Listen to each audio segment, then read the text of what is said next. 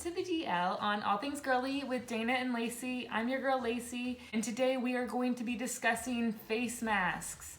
Everybody knows there's a worldwide shortage on face masks, and I am doing my part along with my sister, Miss Lindsay, to get these face masks out to our community and help as many families as possible. So let's get started. First thing you're going to want to do is you're going to want to cut your fabric. So the three sizes are going to be adult, which is a 9-inch by 6-inch rectangle, the child size, which is an 8 by 5-inch rectangle, and the toddler size, which is 7.5 by 4.5. So this is what our beautiful fabric is today, frozen. This is the toddler size. I do suggest, this is very important, to use two different fabrics. That way when you put one towards your face, the other one's out towards all the germs. If you take it off, you know which side to put towards your face again. You definitely don't want to put the dirty side towards your face. So you'll take this is a 4.5 by 7.5-inch rectangle. There are two different options for ties, elastic and a stretchy knit fabric, like this one here. I'll show you how to get it to this, but we are using this and the elastic today so you can see the two different options. And we're gonna do the knit fabric first. This is what it originally looks like. I cut it down to 5-inch pieces, which I've already cut some for today. So the first thing you're going to do is you're gonna take your two pieces of fabric and you're gonna put the right sides together. Right sides means the sides everybody wants to see. So you're gonna put them facing each other, and then you're gonna sew around. You will be placing these inside. Let me show you. All right, so you'll place your fabric about 3/4 of the way down on the long side. Always do the bottom so your top is nice and clean. And you're just gonna start stitching. Make sure and back stitch in the beginning. And then you're gonna wanna stop about 1 inch away from the corner. So you can take your piece and put it in between the two fabrics. You wanna angle it at a 45-degree angle. Hold it down and then sew over it. I back stitch a couple times to make sure it's nice and secure in there. Lift your foot up and turn. Stop again. Take that same piece of fabric and make sure it's laying nice and flat and loop it around at a 45-degree angle. Lay your fabric back over and sew over that as well. All right, turn. This is easy part. Make sure your fabric's nice and straight. And go. Now we're gonna do the same exact technique all the way around, and we will stop about 2 inches before we started so we can pull our fabric right side out. All right guys, so we have done our stitch all the way around. We've left our opening. Now let's flip it and see the beauty. So you just push it through the hole. I like to grab these ties. It helps straighten it out pretty quick. And then I kind of just tug on it. The next thing I do suggest is to press it so that it's easier to do the next step. Okay, now that it's steamed, it's gonna look like this.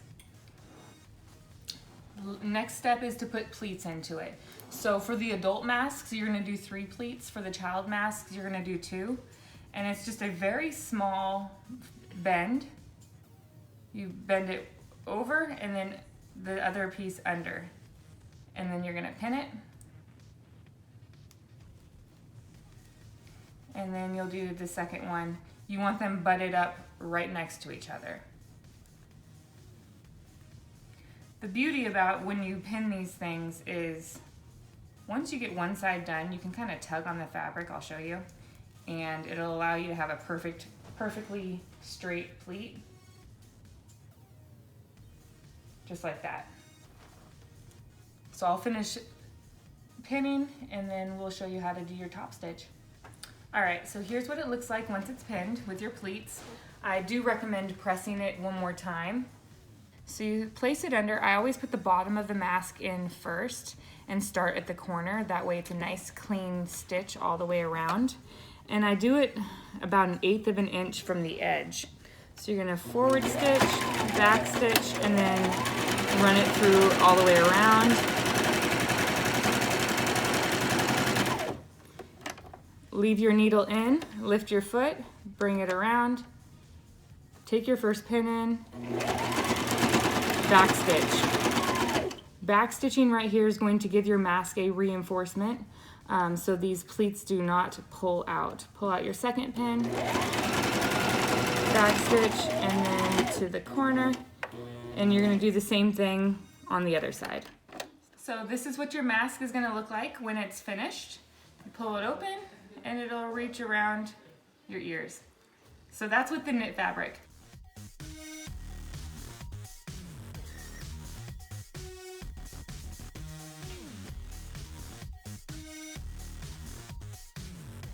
Now I'm going to show you how to cut that knit fabric so you can make these ties. All right guys, so the hack for the knit fabric is you're gonna first off get your fabric and you're gonna look for the edge that naturally starts curling. So you can see this is pretty flat and this edge is already naturally curling.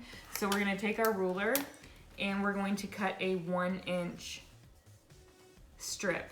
It doesn't have to be perfect because when it rolls up you will not see any of this, but I like it to be pretty close to perfect just because I don't want to waste extra fabric.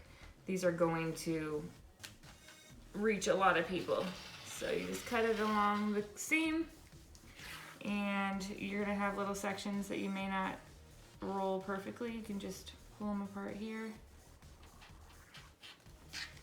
And then, so then you have this strip.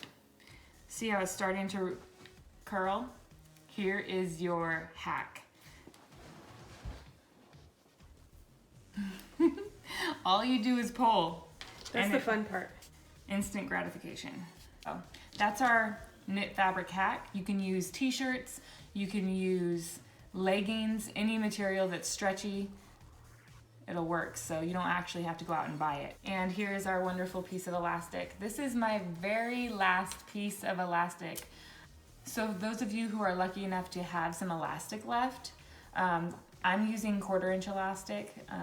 Joann's was giving out 1/8 inch elastic. I was using those for the kids' masks, but basically it's the same exact process that I used for the knit fabric. You're gonna take your elastic, cut it to 7-inch lengths, and then insert it on the corners, pull it out.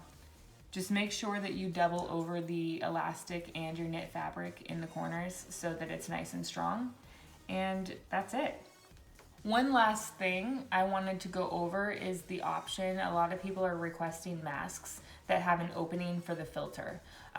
It's very easy to slightly change this design to allow a filter to go in. When you start stitching on your fabric, instead of stitching 3/4 of the way, you're gonna wanna leave about a 2-inch opening. I like to place pins so we know it's centered, and pin it right here so you know where to start, and when you're finished, where to stop.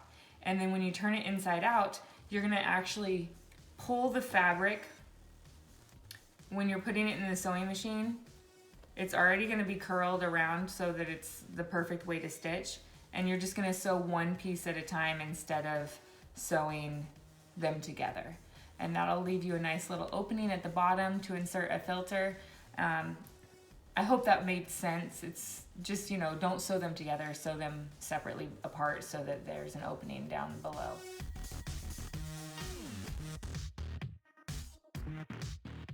But that's all you have to do. It's super easy.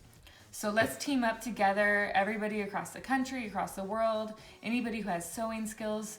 Even if you don't, this is super easy, and hopefully this tutorial helped you to be able to complete as many masks as possible. I want to give a big shout out to my sister, Miss Lindsay Marie. Let me fix the lighting. There we go. Miss Lindsay Marie, she's been helping me day in, day out to get these masks produced. So If you have any questions or concerns, please comment below. I will get back to you. I hope you liked this video. Please subscribe to our channel, like this video, and share with your friends and family.